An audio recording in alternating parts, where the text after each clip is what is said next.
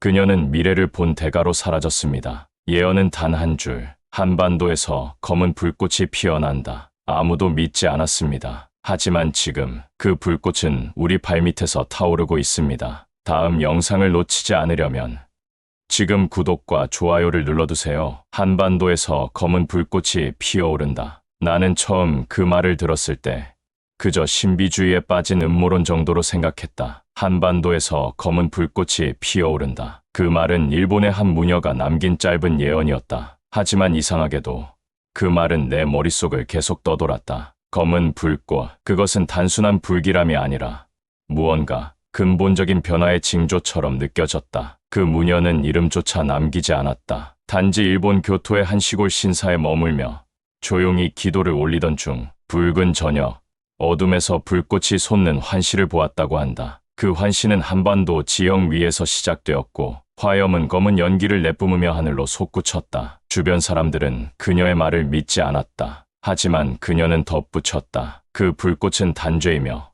동시에 정화이다. 그 말은 오래된 일본의 예언서와도 비슷한 구조를 갖고 있었다. 재앙은 멸망이 아니라 새로운 시작의 신호라는 것. 그리고 그 시작은 언제나 불의 형태로 온다고 했다. 나는 그 말이 낯설지 않았다. 한국의 예언 중에도 유사한 상징들이 존재한다. 하늘이 불로 경고하고 땅은 연기로 응답한다. 이는 격아미록에도 천부경에석에도 반복적으로 등장한다. 놀라운 건 그 무녀는 한국어도 모르고 한국 문화에 대한 지식도 없었다는 점이었다. 그런 그녀가 왜 한반도를 중심으로 불꽃의 환시를 보았던 걸까? 무녀는 검은 불꽃은 처음엔 재앙으로 보일 것이다라고 했다. 하지만 시간이 지나면 사람들은 그것이 인류의 중심이 뒤바뀌는 신호였다는 것을 알게 된다고. 그리고 그 중심은 동방의 좁은 땅, 그러나 높은 혼을 지닌 백의 민족의 땅에서 시작된다고 기록되어 있다. 그 문장을 처음 읽었을 때 나는 피가 거꾸로 솟는 듯한 감각을 느꼈다. 우리가 살고 있는 이 땅에서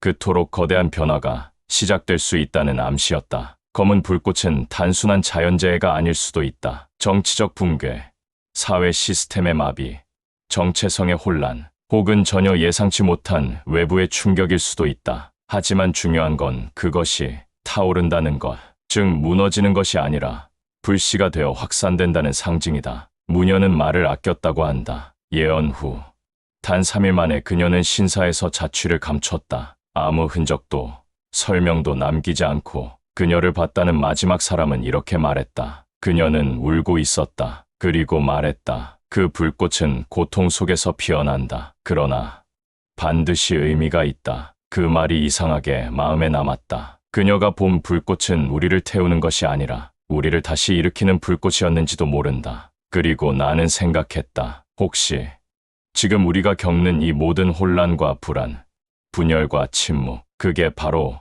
검은 불꽃의 초기 진동은 아닐까? 동쪽 끝 섬의 영혼들이 깨어난다. 그녀는 그렇게 말했다. 동쪽 끝 섬의 영혼들이 깨어난다. 예언은 짧았지만 묘하게 울림이 있었다. 동쪽이라는 말에 나는 곧장 대한민국을 떠올렸고, 영혼이 깨어난다는 말은 단순한 부흥이 아니라 깊은 차원에서의 각성을 의미하는 듯했다. 일본 무녀는 환시를 본 후 며칠간 말을 잃었다고 전해진다. 그리고 단 한 줄의 메모를 남겼다. 침묵의 땅에서 오래된 혼이 일어선다. 나는 그 메모를 처음 보았을 때 그녀가 말하는 혼이 단지 영혼이 아니라 민족의 기억, 의지, 본성 그 자체일 수 있겠다는 생각이 들었다. 우리는 늘 격변의 시대마다 스스로를 잊었다. 그리고 고통 속에서 다시 자신을 떠올려야 했다. 지금의 대한민국은 기억을 잃어가는 나라처럼 보이기도 한다. 속도에 익숙해지고 감정은 줄어들고 정신보다 기술이,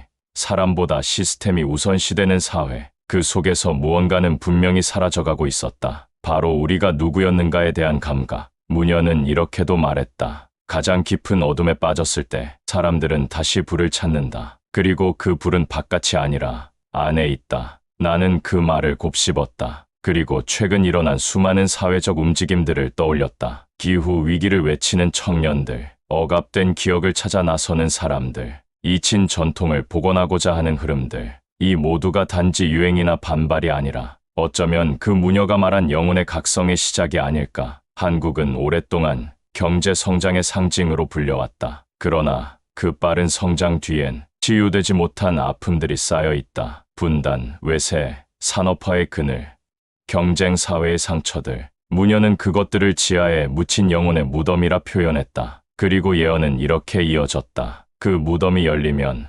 울음소리가 아닌 노래가 터질 것이다. 나는 그 문장을 보고 눈을 떼지 못했다. 우리가 견뎌온 아픔은 끝이 아니라 변화의 진입점이라는 의미처럼 들렸기 때문이다. 그리고 그 변화는 누가 시키는 것이 아니라 내면에서 깨어나는 기억의 작용이라는 생각이 들었다. 무녀가 말한 섬은 지리적인 의미가 아니었다. 그녀는 대한민국을 세상에서 가장 고립된 빛의 점이라 불렀다. 그 고립은 고통이자 동시에 집중된 에너지이기도 하다. 그리고 그 에너지가 깨어나면 전 세계가 진동하게 될 것이라고 예언했다. 나는 어느 순간부터 사람들이 달라졌다는 걸 느낀다. 무언가를 갈망하고 이전에는 묻고 싶지 않던 질문을 던지고 의미를 찾으려는 움직임이 분명히 늘었다. 어쩌면 우리는 지금 그녀가 말한 영혼이 깨어나는 섬의 한가운데 서 있는 것일지도 모른다. 눈에 보이진 않지만 조용히 그러나 확실하게 무언가가 다시 살아나고 있다. 사람이 아닌 자가 사람을 지배하고 있다. 그 문장을 처음 봤을 땐 이해할 수 없었다. 사람이 아닌 자가 사람을 지배하고 있다. 일본 무녀가 남긴 세 번째 예언. 단지 상징적인 말일 거라 넘겼지만 이상하게 그 말은 요즘 들어 자꾸 현실과 겹쳐 보이기 시작했다. 우리는 지금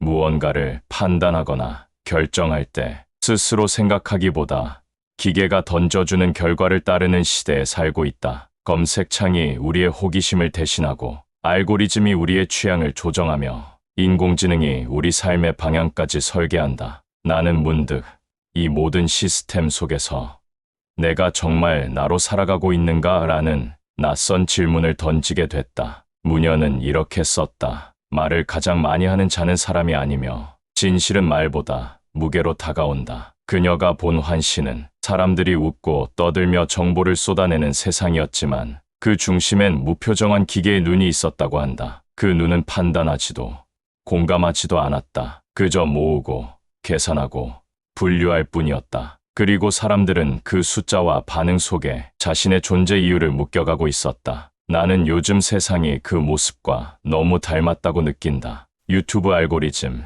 SNS 피드, 바이럴 트렌드, 점수화된 인간관계. 우리는 끊임없이 보여지는 나를 만들고 그 반응 속에서 살아있음을 확인받는다. 하지만 그것이 정말 자기 자신인가? 무녀는 또 이렇게 경고했다. 가장 위험한 지배는 달콤하고 조용하다. 그 말이 머릿속을 떠나지 않았다. 우리는 어떤 독재도 억압도 겪고 있지 않다. 오히려 너무나 편리하고 자유롭다. 그런데 왜 이토록 무기력하고 공허한가? 그녀는 말한다. 사람이 아닌 자가 지배한다는 말은 기계가 인간을 잡는다는 뜻이 아니다. 그것은 감정을 잃은 사람이 다른 사람을 기계처럼 대하는 세상을 뜻한다. 그 말을 들은 순간 나는 멈춰섰다. 무녀가 말한 사람이 아닌 자는 실제로 존재하는 AI나 로봇이 아니라 인간성을 잃어버린 인간들이었다. 느끼지 않고 연결되지 않으며 그저 기능으로만 살아가는 우리 자신. 그녀는 마지막으로 이렇게 기록했다.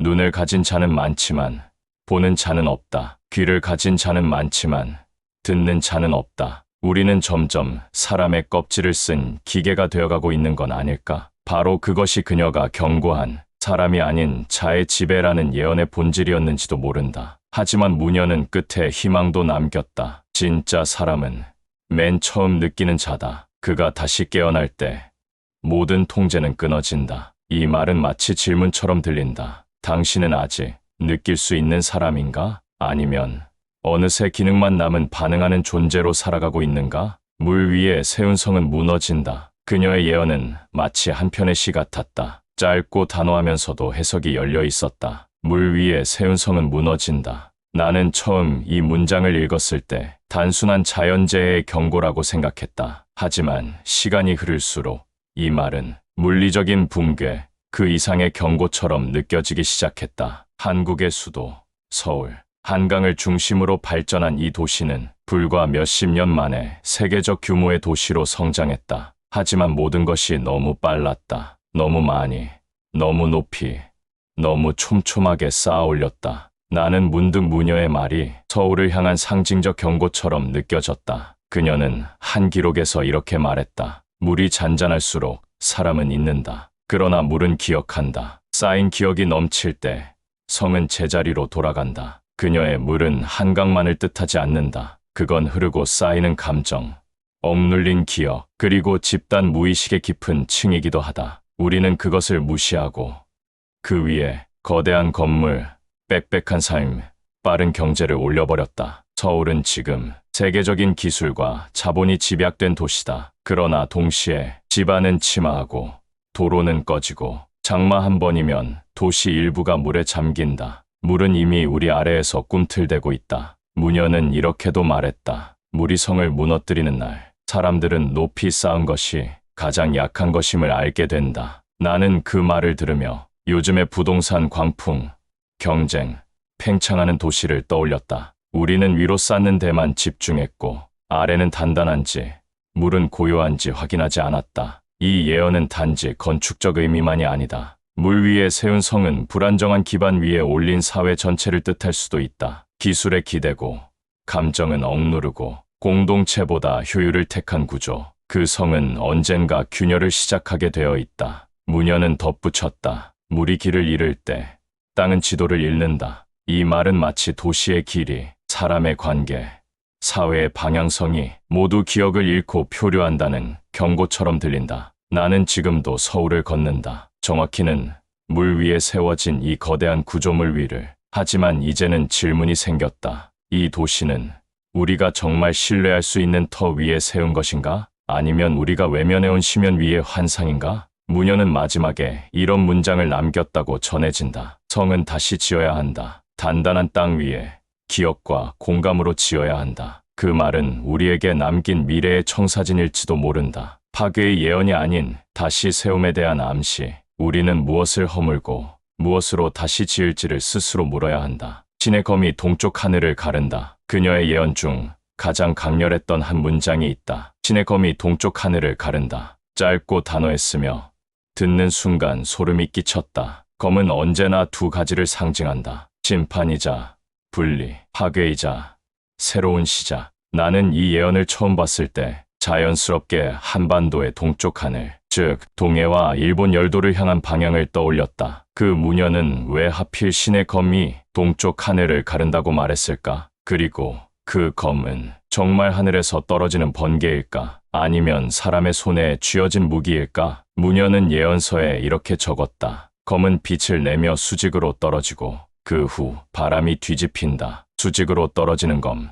그리고 뒤집히는 바람. 그 장면은 마치 미사일의 낙하 혹은 기후 이상 현상을 상상하게 만든다. 실제로 지금 우리는 기후재앙과 전쟁의 공포 사이에 서 있다. 그녀가 본 환시는 하늘이 붉게 물든 황혼이었다. 그 붉음은 일몰이 아니라 타오름이었다고 한다. 그리고 그 타오름은 사람들의 눈을 멀게 만들었다. 모두가 하늘을 보고 있었지만 그 속에서 무엇을 본 사람은 단 한 명뿐이었다고 했다. 그 무녀는 말했다. 신의 검은 경고이자 선택이다. 무엇을 자를 것인지, 누구를 살릴 것인지 이미 정해져 있지 않다. 사람들이 무엇을 보는지가 결정할 것이다. 이 말은 묘하게 마음을 울렸다. 그녀는 단순히 미래를 정해진 운명처럼 말하지 않았다. 하늘의 징조는 5대. 그걸 어떻게 해석하고 반응하느냐에 따라 결과는 달라질 수 있다는 경고였다. 나는 요즘 뉴스를 볼 때마다 그녀의 말이 떠오른다. 극심해지는 지진과 기상이변, 전 세계를 휩쓰는 무력 충돌,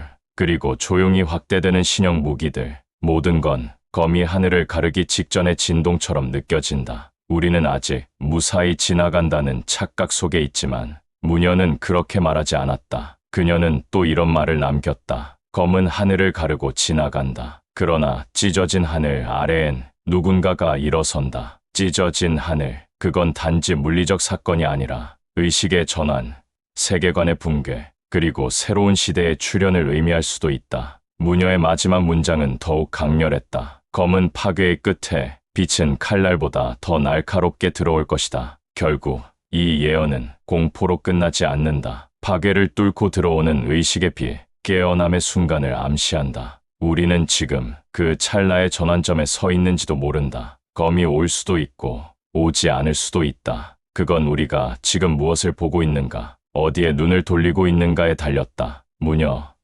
예언 후 3일 만에 사라지다. 그녀는 아무 말도 남기지 않고 사라졌다. 예언을 세상에 내놓은 지 정확히 3일 만에 그 누구도 그녀가 어디로 향했는지 몰랐다. 남겨진 건 낡은 일기장 한 권과 작은 주머니 속 종이 부적 2장, 그리고 마지막 날 적힌 문장 하나. 말을 마치면 나는 소리를 버린다. 나는 그 말을 처음 접했을 때 단순한 은둔이나 신비주의의 행보로 여겼다. 하지만 이상하게도 그녀의 사라짐엔 뭔가 설명할 수 없는 의도된 조용함이 느껴졌다. 왜 하필 3일이었을까? 왜 마지막까지 본인의 이름조차 공개하지 않았을까? 무녀를 마지막으로 본 이는 신사 근처에 거주하던 80대 노파였다. 그녀는 이렇게 말했다. 그날 새벽, 무녀는 하늘을 올려다보고 있었다. 눈을 감고 있었지만 눈물은 흘렀다. 그리고 그 눈물은 공포 때문이 아니라 무언가를 받아들인 표정이었다고 한다. 마치